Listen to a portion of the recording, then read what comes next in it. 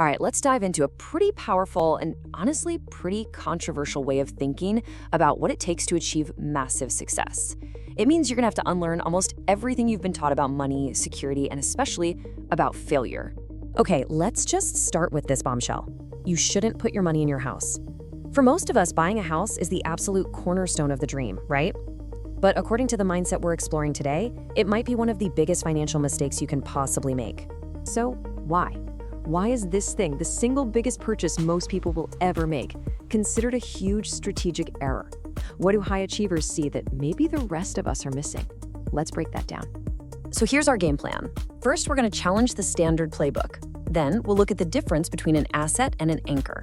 After that, we'll expose the myth of stability, understand why you actually need to fail, and finally, see why success is never, ever a solo mission. All right, first up, challenging the playbook.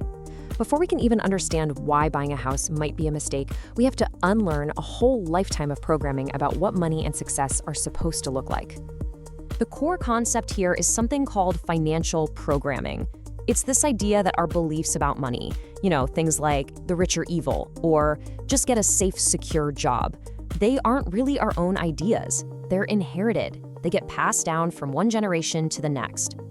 And this quote just gets right to the heart of it. Your financial situation isn't just about what's in your bank account. It's about the mindset you were taught as a kid. Those feelings of being stuck or unhappy often go right back to the money lessons you learned at home. Okay, so let's see how this all plays out with what is, for most people, the biggest financial decision of their lives.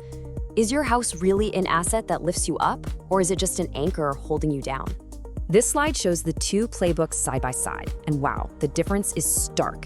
The conventional way says a house is security, but really it's an anchor. It holds you in one place. The high achiever playbook, it flips that completely.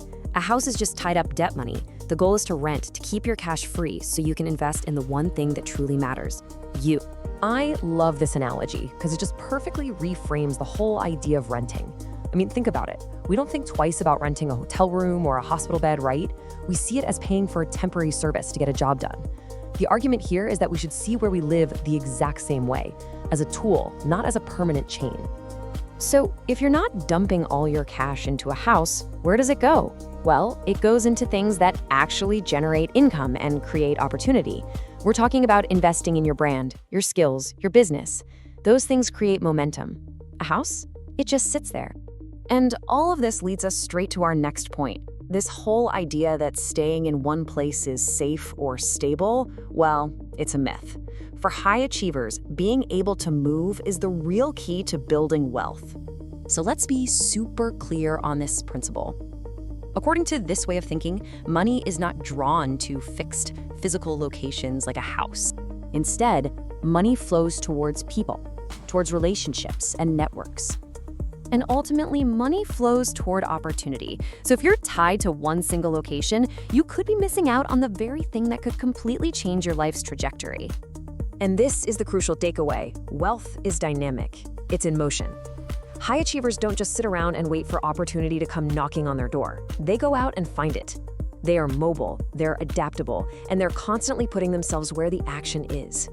Okay, now for a concept that's gonna feel completely backwards, but it is absolutely critical to this whole mindset, and that is the necessity of failure.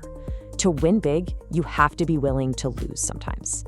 I mean, just look at this number. It's staggering. Professional athletes, people who make millions of dollars, and the majority of them lose it all. Why? Because a lot of times they achieve this massive success without ever really learning how to handle failure or manage the kind of complexity that comes with wealth. And that connects right back to the average person. The fear of failure, that fear of making a mistake, is what keeps people playing a small, safe game. But here's the thing. Without taking risks and without learning from your mistakes, there is no real growth.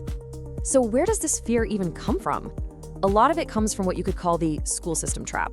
From day one, we're taught, don't make mistakes, asking for help is a sign of weakness, and being right is the only thing that matters. But what's the result of playing by those rules in the real world? You don't learn a thing. And that idea of asking for help brings us to the final piece of the puzzle. If you want to play the game of business and life at a high level, you have to throw out that myth of the lone genius. Success is a team sport, period. Think of it like building your own personal rugby team. You wouldn't just step onto the field by yourself, would you? So why would you go into business that way? Your team has to include your accountant, your attorney, and your banker. These are the experts who know the rules of the game way better than you do. Trying to do it all on your own because you were an A student is just a recipe for getting completely steamrolled. The real game of business is played by teams, and if you show up all by yourself, you've already lost. But ultimately, this whole mindset, it's not really just about piling up money.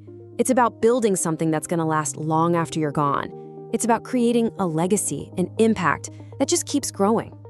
So as we wrap this up, the final question isn't really about your net worth, is it? It's about the bigger picture. Are you playing it safe, anchored to one spot?